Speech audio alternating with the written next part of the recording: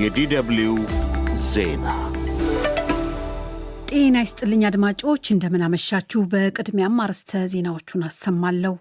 በጫካ የሚገኙትና የፋኖ ንቅናቄ ተራ አባል ነኝ ሲሉ የገለጹልን አቶ እስክንድር ነጋ ባለፉት 4 ዓመታት ከበርካታ የግድያ ሙከራ ማምለጣቸውን ተናገሩ።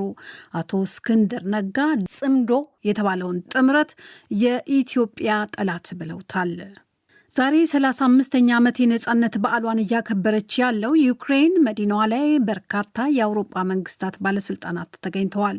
በዝግጅቱ ላይ አዲሱ የዩናይትድ ኪንግደም ጠቅላይ ሚኒስትር አንዲ በርንሃም ተካፋይ ናቸው። ዜናው በዝርዝር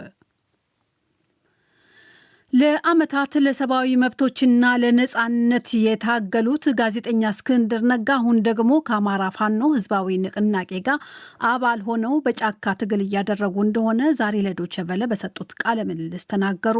እስክንድር ነጋ በንቅናቄ ውስጥ ተራ አባል መሆናቸውን አክለው ገልጸዋል። ከሳምንታቶች በፊት ተገድለዋል፣ ሞተዋል ሲባሉ የነበሩት አቶ እስክንድር ነጋ መረጃውን ሐሰት ሲሉ አጣጥለውታል። ባለፉት 4 ዓመታት ከበርካታ የግድያ ሙከራ እንዳመለጡ የገለጹት አቶ እስክንድር ነጋ ምናልባት ሊገድላቸው ያሰበው ኃይል ያንን ታሳቢ አድርጎ ያወራው ሊሆን ይችላል ብለዋል። ጽምዶ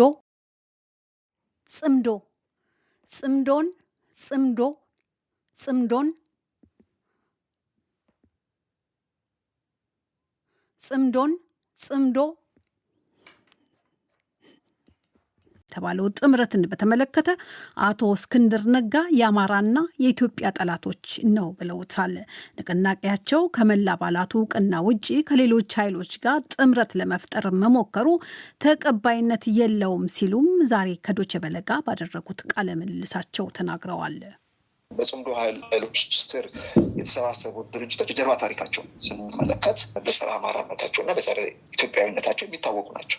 እኛ ያለጠፍንባቸው ስም ሳይሆን ዓለም የሚያውቀው ማንነታቸው ነው። እንግዲህ እነሱ ያን ያስቀመጡበት የራሳቸው ህይወት ዓለም የራሳቸው ታሪክንም ፖለቲካን የሚመለከቱበት መነጽር አለ። አድማጮች፣ ከአቶ እስክንድር ነጋ ጋር የተደረገው ቃለ ምልልስ ዜና መጽሔት በዝርዝር ይዞታል። በኦሮሚያ ክልል ሰሜን ሸዋ ዞን ደገም ወረዳ ታጣቂዎች ትናንት እሁድ ነሐሴ 17 ቀን በፈጸሙት ጥቃት የወረዳው ዋና አስተዳዳሪ ተፈራ ደሴ መገደላቸው ተነገረ። በወረዳውን አኖ ቀሬ ቀበሌ ታጣቂዎች ያደረሱት በተባለው ጥቃት የወረዳ አስተዳዳሪውን ጨምሮ ቁጥራቸው በውል ያልታወቀ ሰዎች ጉዳት እንደደረሰባቸውም የአካባቢው ነዋሪ ለዶይቼ ቬለ ተናግረዋል። ለደህንነታቸው ሲባል ስማቸው እንዳይገለጽ ዶይቼ ቬለን የጠየቁት ነዋሪው በትናንቱ ጥቃት የወረዳ አስተዳዳሪው መገደል ጨምሮ ሲቪሎችም ተጎድተዋል ብለዋል። የወረዳው አስተዳዳሪ ተገደሉትና የገጠር ቀበሌው አስተዳዳሪ እንዲሁም ወደ 6 ሲቪሎች የተጎዱት ከወረዳ ደገም ዋና ከተማ ወጣ ብሎ አኖ ቀረ በሚባል ቦታ ነው ብለዋል።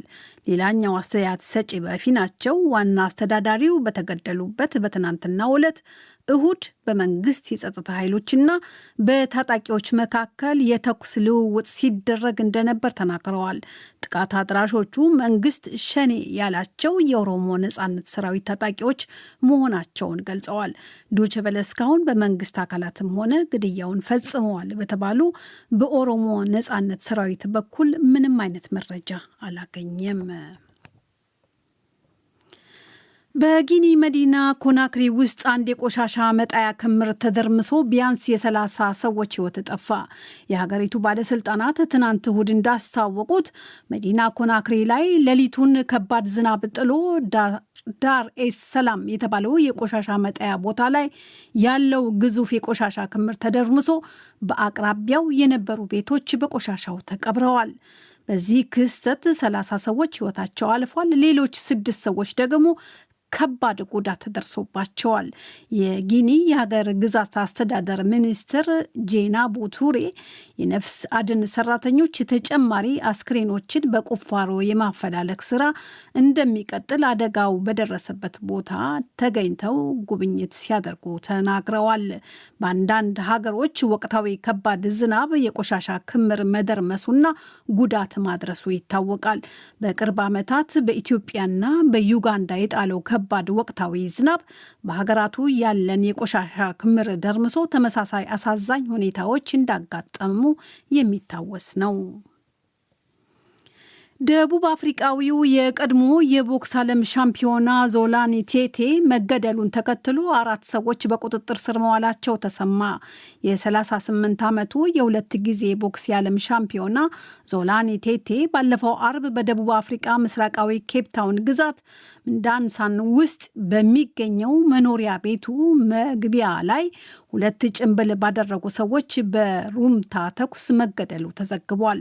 ቴቴ ያሽከረክረ በነበረው መኪና ውስጥ ተሳፍራ የነበረች አንዲት የ27 ዓመት ሴትም በጥይት ተመታ ሆስፒታል ውስጥ ትገኛለች። የደቡብ አፍሪቃ ፖሊስ በግድያው ላይ ምርመራ ጀምሯል። እስካሁን የ2 ጊዜ በቦክስ ዓለም ሻምፒዮናው ደቡብ አፍሪቃዊ ግድያ ምክንያት አልታወቀም። ደቡብ አፍሪቃ ከፍተኛ ግድያ ከሚፈጽምባቸው የዓለም ሀገራት አንዷ ብትሆንም ከቅርብ ጊዜ ወዲህ የግድያ ወንጀል ቁጥር መቀነሱን መረጃዎች ቢያመላክቱም የታዋቂው ደቡብ አፍሪቃዊ የዓለም ቦክስ ሻምፒዮና የቴቴ ግድያ በሀገሪቱ ከፍተኛ ደረጃ ላይ የሚገኘውን የአመፅ ወንጀል ጉዳይ ዳግም ትኩረት እንዲያገኝ መቀስቀሱ ታውቋል።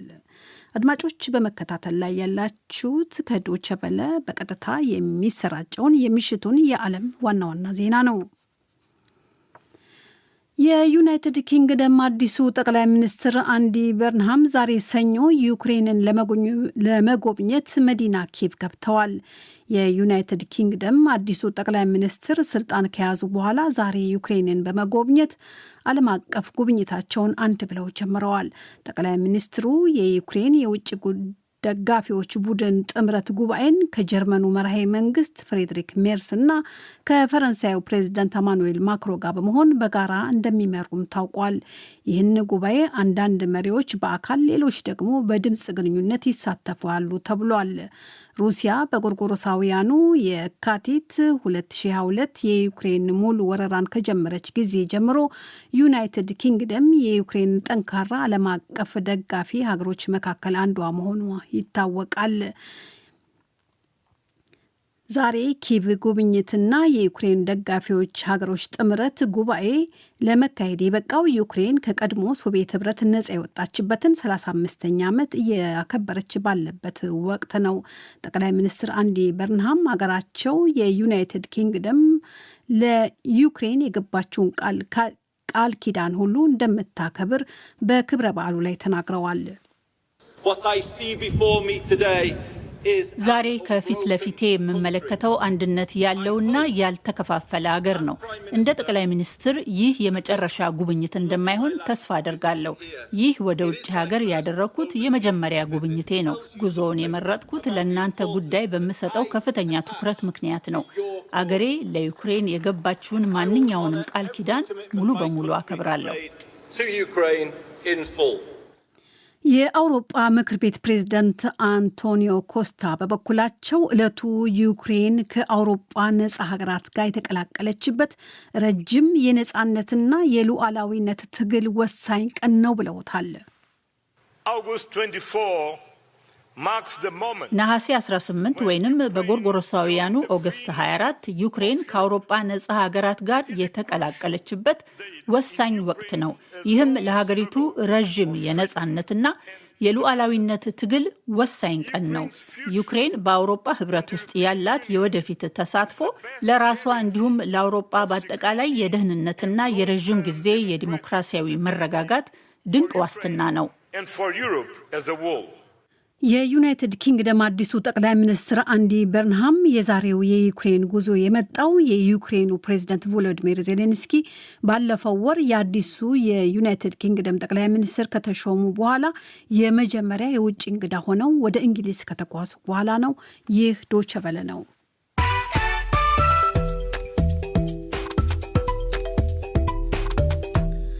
አድማጮች የምሽቱን የዓለም ዋና ዋና ዜናዎች ከማብቃታችን በፊት ርዕሰ ወሬዎቹን በድጋሚ ነው። በጫካ የሚገኙትና የፋኖ ንቅናቄ ተራ አባል ነኝ ሲሉ የገለጹልን አቶ እስክንድር ነጋ ባለፉት 4 ዓመታት ከበርካታ የግድያ ሙከራ ማምለጣቸውን ተናገሩ።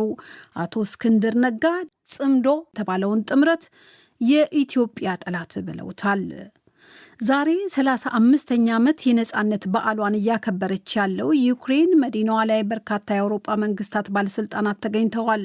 በዝግጅቱ ላይ አዲሱ የዩናይትድ ኪንግደም ጠቅላይ ሚኒስትር አንዲ በርንሃም ተካፋይ ናቸው። ዜናው አበቃ። ለዓለም ዋና ዋና ዜና አዜብ ታደሰን አመሰግናለሁ።